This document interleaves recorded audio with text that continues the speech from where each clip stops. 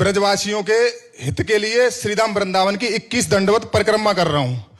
मेरा उद्देश्य है ब्रज क्षेत्र मांस मदिरा से मुक्त हो जाए। इसके लिए मैं कर रहा हूं 11 दंडवत पूर्ण कर चुका हूं भगवान की कृपा से, एक एक कर। इसके बाद मुझे 10 दंडवत और करनी है, 9 जल फल के साथ और आखिर वाली 1 जल के साथ।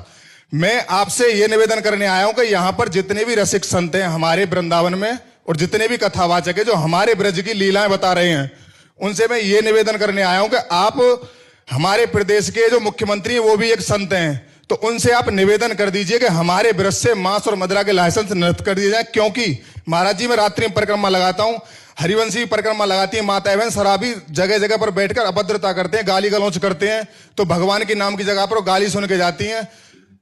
ये बच्चा हमें लगता है आप तो शायद सुने नहीं होंगे, आपने सुने होंगे। ये हमें लगता है 1-1.5 वर्ष पहले हमने प्रार्थना की थी कि हमारे वृंदावन और मथुरा मंडल ब्रज 84 कोष में मांस ना बिके और मदिरा ना बिके। कम से कम इतना तो हो ही जाए कि हमारे जो पवित्र क्षेत्र हैं उनमें यह पवित्रताएं हट जाएं। बहुत सुंदर आपका संकल्प है और भगवान उस संकल्प को पूरा करे। पर बच्चा इसमें हमारा कोई बस नहीं काम कर सकता। हमने कहा था और वो वीडियो भी पड़ा था, पर लेकिन हमारी बात तब जब मानी जाए तब बात हो सकती है।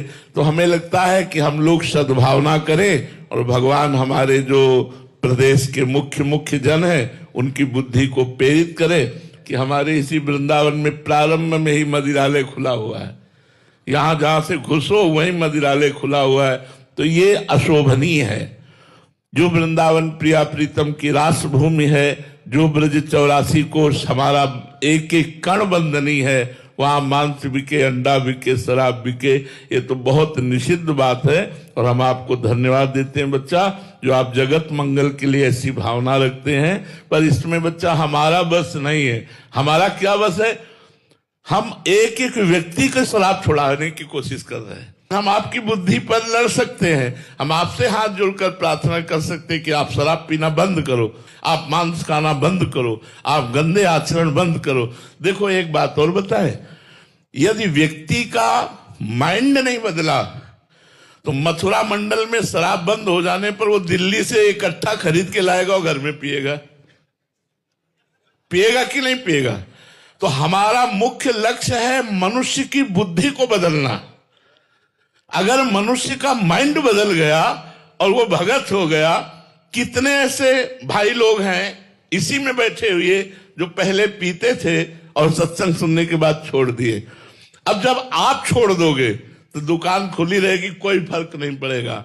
और अगर आप नहीं छोड़ोगे तो दुकान में ताला लगने पर आप बाहर से ला करके वृंदावन में पियोगे।